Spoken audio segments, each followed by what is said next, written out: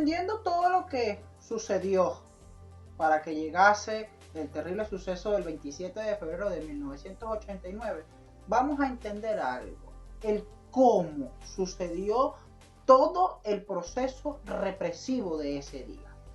Hay una cosa que tenemos que tener en cuenta.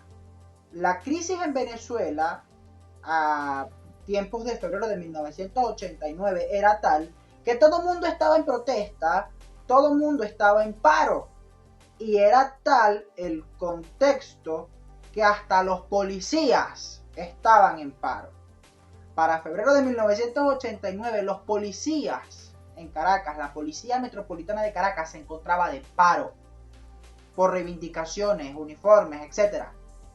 Tal fue ese el escenario que, llegando el contexto de lo que eran los disturbios en las calles de Caracas, el ministro de Interior pues no tenía nada que hacer, el gobernador de Caracas no tenía nada que hacer, y le correspondió entonces al ministro de la Defensa aplicar la salida de las Fuerzas Armadas a la calle, porque no había nadie para reprimir. Y ojo, la palabra represión en el buen sentido de la palabra, porque la represión legal existe.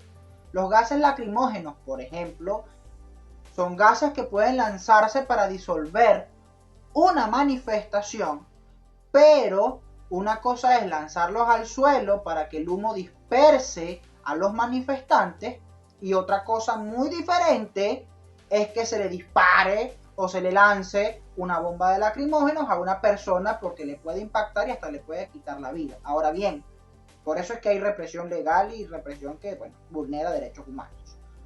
¿Qué sucede? Las policías están entrenadas para esto, las fuerzas policiales. Ahora, un miembro del ejército, un funcionario, un soldado, no está entrenado para reprimir legalmente. El ejército está entrenado para la guerra, para tomar un fusil, disparar, para ser letal.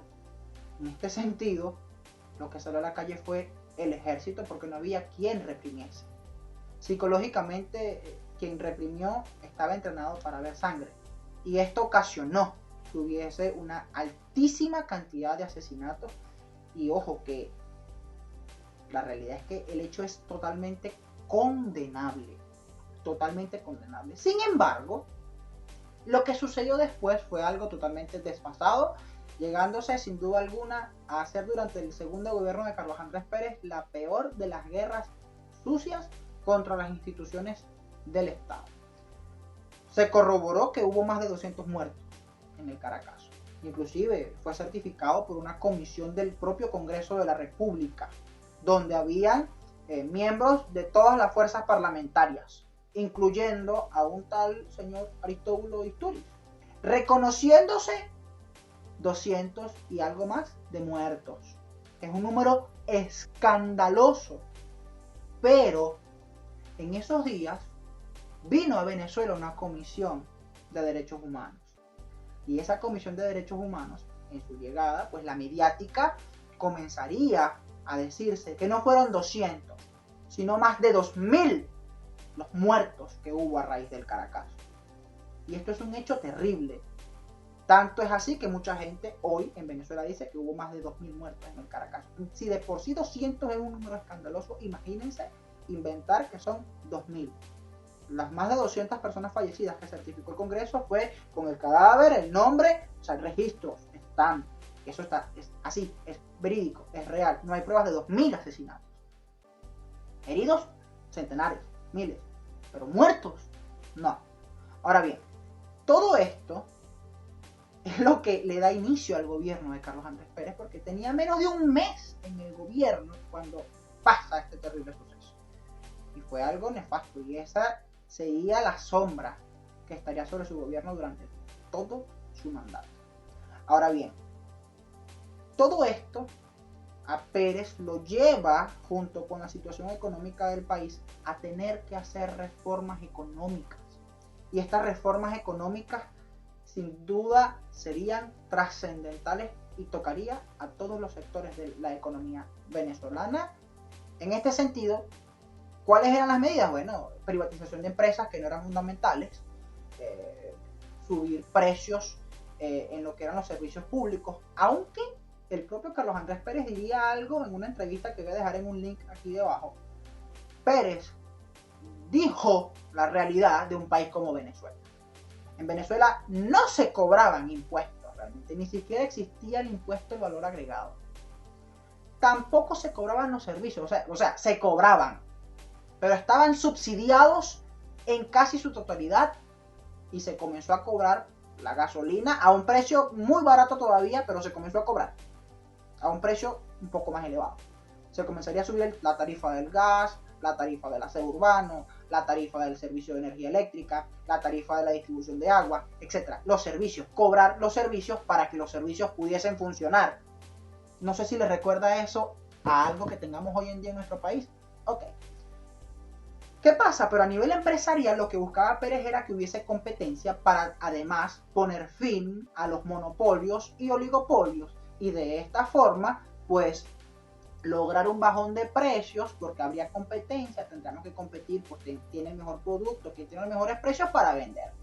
¿Eso a quién beneficia? Beneficia al propio consumidor, al pueblo, porque va a tener productos más baratos, porque entre tantas producciones, por ejemplo, antes había 1 o 2 harinas de maíz precocido para hacer las arepas, ahora hay 5, 6, 7 marcas de harina. Entonces podemos elegir o la más barata o la mejor en calidad, producto de primera, producto de segunda, producto de tercera, ¿no? Ahora bien, por supuesto que esto también beneficiaba al país, no solamente en lo social, sino que a nivel de lo que es la exportación, porque permite que haya mayor producción, permite que haya mayor cantidad de productos para exportar y traer divisas al país que era muy necesario. Sin embargo, el trago amargo de 1989 fue tal que fue el año de mayor inflación en la historia de Venezuela hasta ese momento.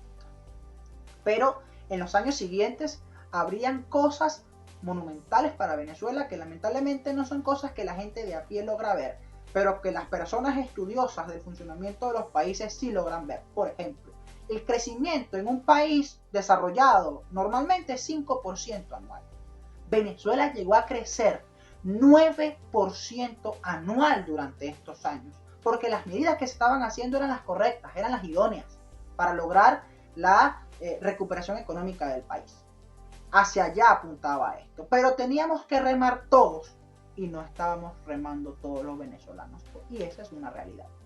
En este sentido hubo una gran resistencia por parte de políticos, por parte de intelectuales, que estos intelectuales formarían un famoso grupo llamado Los Notables, cuyas cabezas, entre las principales, estaría un tal Arturo Uslar Pietri. No sé si les viene el nombre a la cabeza. Estas personas serían los principales opositores al gobierno de Carlos Andrés Pérez, articulados por supuesto con los empresarios que no querían competir y querían seguir recibiendo dólares baratos de parte del gobierno, y no querían competir porque estaban cómodos con tener el control, el monopolio del sector económico en el cual se encontrase desempeñando funciones.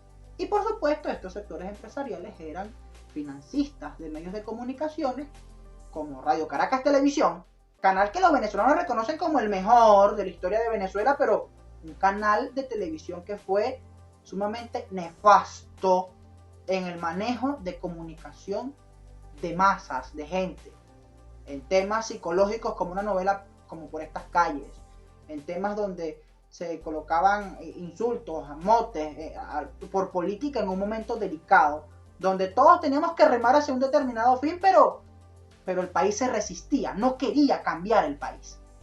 Fíjense que esos cambios que se plantean para aquella época básicamente son los mismos que requerimos en teoría hoy en día. Pero ¿qué sucede?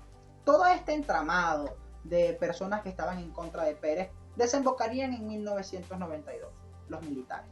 2 intentonas del golpe de Estado, el 4 de febrero de 1992 y el 27 de noviembre de 1992. Sépanse ustedes que la única oportunidad en la cual ha sido bombardeada la ciudad de Caracas fue bombardeado por el propio ejército, en este caso, mejor dicho, corrijo, la aviación venezolana. 27 de noviembre de 1992. Número incontable de fallecidos civiles. Secuestro de, por ejemplo, la televisora del Estado, Canal 8. El 4 de febrero la cantidad de fallecidos. El hecho de que casi asesinan a la familia presidencial y, bueno, la esposa, la primera dama, la señora Blanca de Pérez, en la casona pues fue la que se puso los armamentos y vamos a defender la casa presidencial. La mujer del presidente, imagínense ustedes. Ahora, todo esto, el 4 de febrero, por ejemplo, liderado por un personaje que luego llegará a la presidencia de la República como el presidente Chávez, ¿no? Ahora, todo esto continuaría generando un caldo de cultivo duro y sin embargo, señores, pese a 2 golpes de Estado, Venezuela también crecería en 1992. O sea, fíjense que todo, pese a todo, la economía continuaba recuperándose paulatinamente, los cambios eran graduales. Pérez, aparte de todo esto, en 1993 llegaría el final de su gobierno. No llegaría en 1994 cuando tenía que entregar el gobierno, no. En 1993 es destituido por el Congreso de la República por malversación de fondos. Malversación no es robar, es utilizar dinero en otra cosa. Igualmente en gastos del Estado, pero es que tomé lo que necesitaba para comprar este lápiz y empecé a comprar hojas. Eso no se puede hacer. Eso se llama malversar. Robar es que, ay, me agarré la plata para comprar los lápices, me la llevo. Eso es otra cosa. ¿Qué malversó el gobierno de Carlos Andrés Pérez? Una partida que se conoció, el caso de la partida secreta, en la cual se entregó 250 millones de bolívares al gobierno de Violeta Chamorro para, en manera de solidaridad internacional, gestión, dinero, para evitar que fuerzas guerrilleras derrocaran la democracia de aquel país. Cosa que hoy en día los venezolanos entenderemos como que algo justo, pero en aquella época condenamos a Carlos Andrés Pérez por ese suceso, y digo condenamos porque como pueblo se hizo, ¿no? Ahora, no solamente sería destituido Carlos Andrés Pérez de la presidencia, su partido político lo expulsaría. Los estatutos de Acción Democrática eran claros. Si un miembro de ese partido era condenado por delitos a la cosa pública, al erario, al tesoro público, pues debía ser expulsado. En el seno de ese partido político hubo debates. Unas personas querían que se aprobase la destitución y otras no. Privó la destitución, que era lo que inclusive los propios estatutos del partido decían, pero en tema de solidaridad política eso se pudo haber evitado. Ahora bien, expulsado Pérez de la presidencia de su partido, bueno, sale Pérez del gobierno, asume el gobierno el doctor Ramón José Velázquez y luego asumiría la presidencia de manera electa el doctor Rafael Caldera. Caldera suspendería todas las medidas hechas por Carlos Andrés Pérez y luego se daría cuenta que fue un error.